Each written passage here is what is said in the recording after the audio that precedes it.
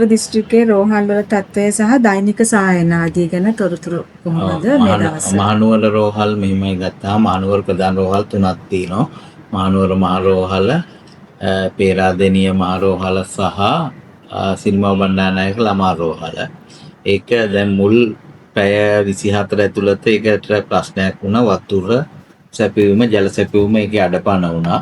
ඊට පස්සේ ඒ දෙක අපි මුල් පැය කිහිපය ඇතුළතම ක්‍රමක්‍රමයෙන් යථා තත්ත්වයටපත් කරලා ඉවරලා සාමාන්‍ය ශල්‍ය කර්ම, සාමාන්‍ය සායන සහ සාමාන්‍ය පරිදි සියලු වැඩ කටයුතු ඒක සිදු වෙමින් පවතිනවා.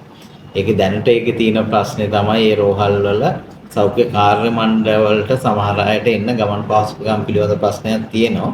ඒ හැරුණාම විදුලිය, ජල සැපයීම අනිත් සියලුම සේවාවන් යථා තත්ත්වයටපත් කරලා තියෙනවා. ඒ රෝහල් තුනට කෙලින්ම ඒ කියන්නේ නායම් වලින් හෝ ගම් වතුර තර්ජනයක් ආවේ නැහැ.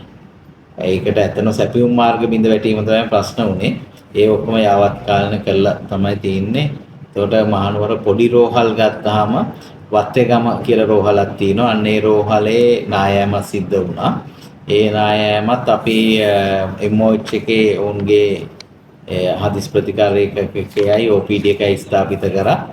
එයින් ඒ ප්‍රශ්නෙත් අපි දැන්ට සමනය කරගෙන තිනවා.